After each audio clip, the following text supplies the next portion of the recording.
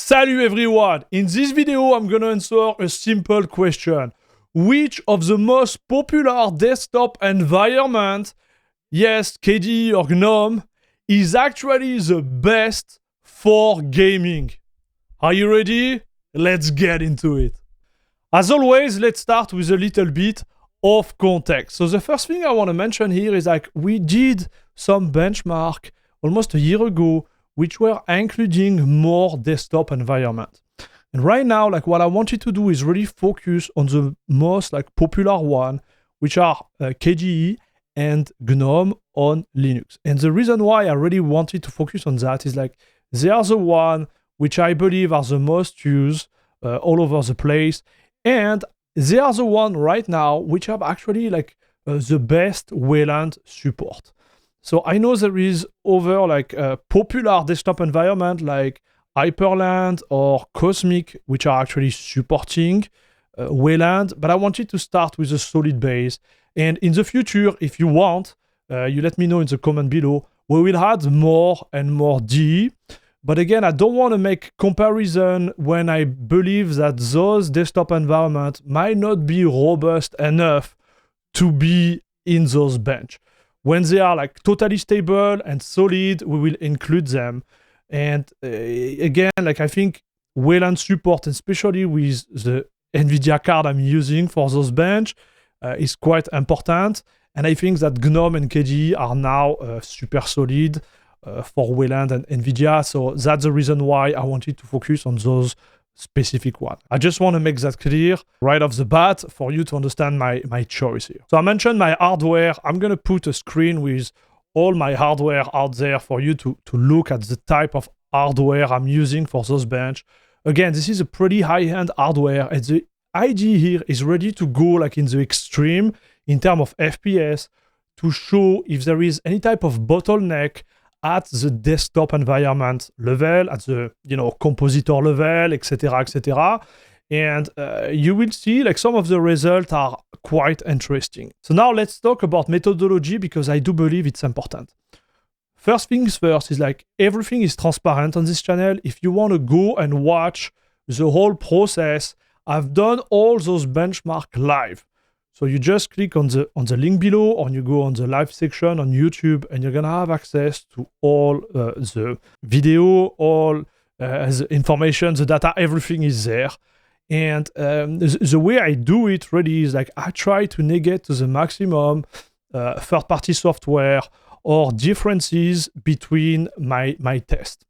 So those benchmarks, they have been made on CachyOS without any tweak, anything. I just make sure that the refresh rate is there. We are using the same kernel. We are using the same Proton version for all the tests. And each time I switch desktop environment, I do a fresh install from the get-go. So here you will see like everything I believe has been done already like squarely. Can I say that? Like it has been really done like as a max. Like I don't think you can go further in terms of like process. Now when it comes to the selection of game, what I've done, I took the game which include a benchmark inside them. Like that, I don't use Mongo Edge, which could like sometimes interfere with the result. And you will see my selection of game, most of them, they include a benchmark. Some of them don't. Those one, we're gonna take them with a grain of salt.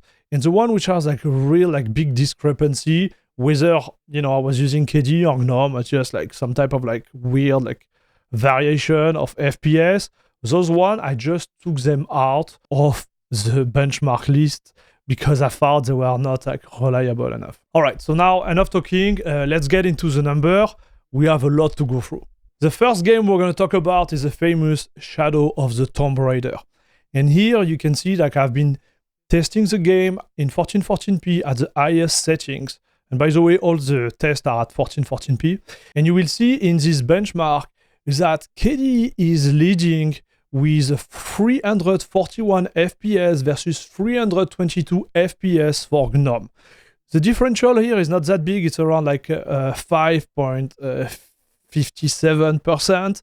So it's still not quite a margin of error in my book.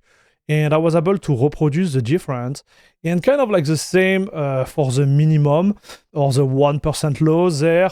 You will see that we are around like 7% difference. So KDE is a little bit like ahead in this benchmark, but quite honestly, like you're gonna have a great experience on both, but still like it was interesting to watch here. Now the second game is Bit Remastered. Like I really like this game, and I like it because it gives me like a crazy amount of FPS. So here we are testing the game in Ultra, and you can see that we have exactly the same amount of average FPS while I'm going on my special spot in the firing range. We have 1100 FPS on both GNOME and KDE. So this is awesome. Checking that on both DE you have exactly the same amount of performance for this specific game. Now the next game is Borderlands 3. So we did selection this game because it has a benchmark inside, and we set up the setting to Ultra. And here you can see we have an average of 235.5 FPS in KDE and 237.06 FPS in GNOME. So the difference is less than 1%.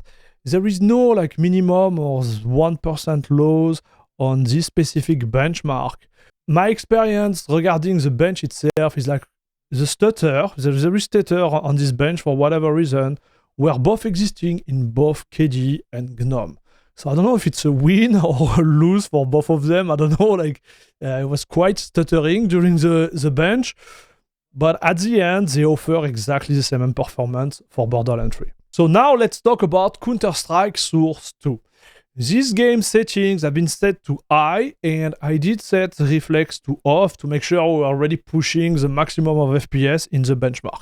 I'm using a third-party benchmark, and this benchmark is not super reliable, but I still wanted to include it. I made multiple runs of the benchmark itself. I just want to make sure that you understand that it was not just a one-shot, because I've seen some discrepancy here in the number, and you will see what they are. Average between GNOME and KDE, we move from 575 average FPS for KDE to 512 on GNOME, which is a decrease of FPS of around like 11% while moving from KDE to GNOME, which is pretty big. And if you look at the minimum FPS, it's even like bigger. We move from 310 FPS on KDE to 239 FPS on GNOME, which is a difference of like 23%. It's huge. So here, I don't really know what's happening, but this game, which is running natively, has some problem with GNOME. I can't explain why. Also, like while I was testing the game during the live stream, like while playing it, it just fell around on GNOME. So yeah, something is going on there. The next game is Cyberpunk 77. So here I set up the settings to Ultra, no ray tracing, with DLSS 4 performance. Again, I wanted to squeeze the maximum of FPS out of my machine to see if there is really like a big difference between the two desktop environment. You can see that the average for both KDE and GNOME is around like 200 FPS, and the minimum is around like 169, 67 FPS. So there is a difference between like minus 0.5% and 1.20% on this bench, and I would say that those are margin of error. So it's a tie for Cyberpunk. Now Deadlock, the famous Valve shooter. And here, again, DLSS 4, perf, everything on high, and we have exactly the same amount of FPS. It was funny because when I did the test live stream, I didn't have quite the same result, but then I retested again offline to make sure we were aligned. And yes, Deadlock, whether you are using KDE or GNOME, is gonna run very well on Linux. So here we are having like around like 460 FPS in the training range, which is quite awesome. The next game is Dirt Rally 2. Everything set to Ultra. And here you will see that the FPS average and minimum are almost exactly the same at around like 2 or 3 FPS while running at 300 FPS on my machine, which was actually insane. But this is actually really good news here. if you are running this game, GNOME, KDE, same fight, same result. Awesome. The next one is Grand Theft Auto 5 Enhanced Edition. So this one has a multiple like benchmark you can run, and we did set the setting to very high, no ray tracing again, DLSS, performance. And what I took is the pass number 2 of the multiple benchmark number you get after running the game. So here, the difference, again, is really minimalistic. In my book, again, we're going to have a great experience on both desktop environment. And this game, you can't run it as fast as this anyways, because if you go above like 160 FPS, everything starts to stutter. So you're going to have to limit the game FPS to 120. So, well, the next game is Hitman. And Hitman, we did put the settings in DLSS, performance with everything set to ultra, and the results they'll talk for themselves. On KDE we had 268.54 FPS, and on GNOME we reached 277 FPS, and this is a clear win. I would call it clear win, even if it can be taken as margin of error, but this is the biggest win of this benchmark for GNOME, and it's on Hitman benchmark. So we are around like 3.15% win for GNOME on this game. Next game is Kingdom Come Deliverance 2. Here, no benchmark, just my favorite spot at the beginning of the game, when you hear the dog barking, when you are like settled on this little lake, and with settings set to high, not ultra, because I think ultra is really rough on the graphic card, especially on Linux. So I set it to high, and I set DLSS 4 to performance. So at the specific point I'm looking at, with KDE we are running like 289 FPS, and GNOME we are running around 292 FPS. So here again, 1% difference, exactly the same result, awesome. And man, I'm really happy to see that for those games, and so far most of the game we have a lot of like same result. Next one is the Guardian of Galaxy. I don't know if it's the right title. Anyways, I put everything to very high here, no ray tracing. This game has a benchmark included. So here we're gonna have the minimum too. As you can see, we have exactly the same minimum FPS, which are like 144 here. And when it comes to average FPS, we are around like 241 and 238. Again, 1% difference here, same result. It's actually awesome to see that, again, we have same performance here. Horizon Zero Dawn. So Horizon Zero Dawn was causing me some problem on this new installation. I was not able to launch it out of the box.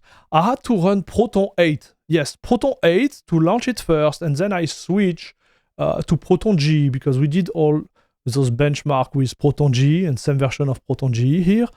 We did set the setting to quality and set the DLSS to performance. And here the included benchmark give us exactly the same result. There is 256 average for both the desktop environment here, and 98 for KDE versus 97 to GNOME. So I would give it an equal, again, result here, even if it's minus 1% for GNOME for the minimum. But you get the idea.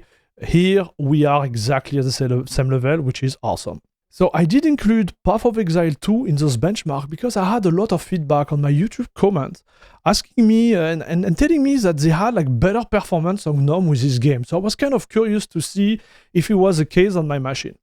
I did put the setting of the game to high and DLSS to performance. And here at my specific spot, I got exactly the same amount of FPS, which are like 415 FPS.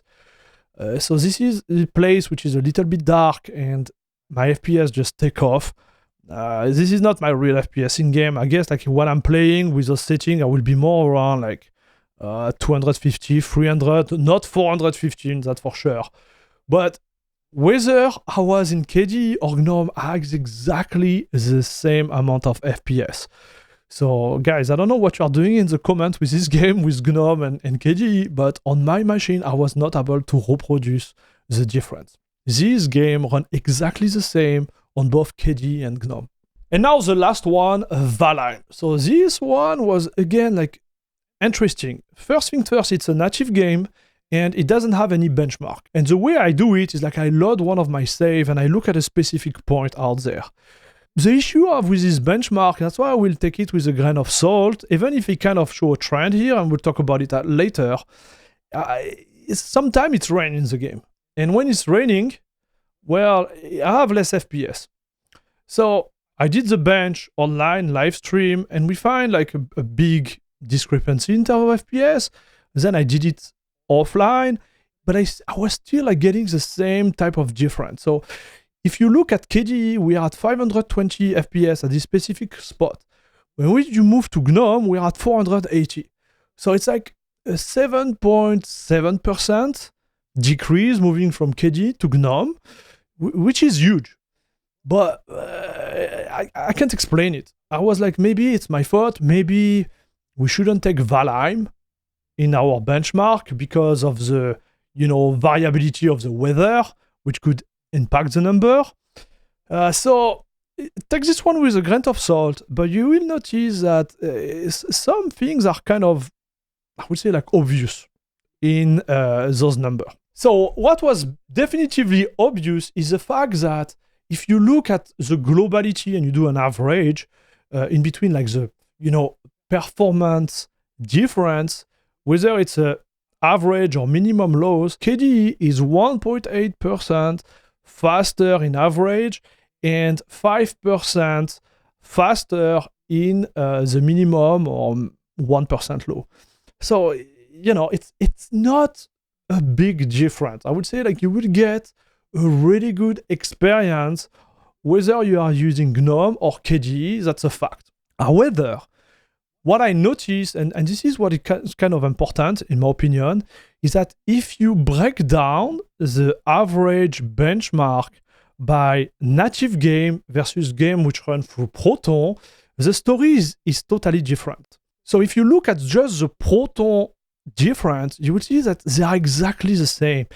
There is less than 0.1% difference between KDE and GNOME, whether you are using at the average or the minimum, when you are using the Proton layer. And for those who don't run game natively, you're going to be golden. However, when you start to group the native game together, you will notice that KDE is 8% faster in average versus GNOME and 15% faster on the 1% and minimum lows. And here it starts to count.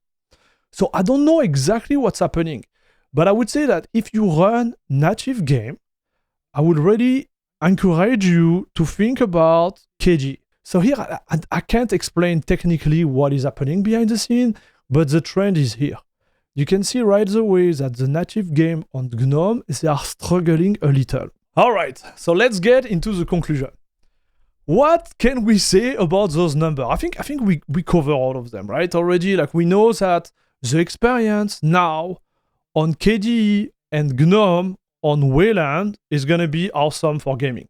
You won't have big differences whether you are using GNOME or Wayland. And I don't know if you remember my latest benchmark, but we noticed like the overall experience was kind of different. And now it's not anymore. As we speak, April 2025, you can see that if you are gaming on both of the desktop environment, you're gonna have a great experience and you are not missing out by using one versus the other. So that will be the main topic here. Now, if you go, like we say, a layer deeper within the number, what we noticed obviously is the fact that GNOME is struggling a little bit more for native game on my machine. I would say like those numbers, they have to be taken with a grain of salt because those percentages are going to be exacerbated, yeah, whatever, like they're going to be like influenced by the hardware. So with my machine, those percentages are going to grow higher, right? maybe on your hand with your hardware, you're gonna have a totally different story. But what I can say is that the game, when they run natively on GNOME, they have a little pushback. They are not as good as KDE. Is it gonna impact you really? I don't think so. I think that it's gonna be your personal like approach here, and even if you are running those games, you know, you lose 5%, meh. Overall, like you're gonna choose the D depending on your workflow. You're gonna choose the D depending on your, you know, preference. Obviously, gaming is important, but when you see those different like percentage difference, yeah, I don't think you're gonna choose GNOME over KDE or KDE over GNOME just because one game doesn't run as good as it's supposed to. I would say overall, those numbers are great because the gap we found earlier in our benchmark, maybe 1 year or 1.5 years ago, they are totally erased. You're gonna have a great experience on both KDE and GNOME, and this is awesome, guys. By the way, I want to thank everyone who supported me financially, because without you guys, we are not able to run those type of bench.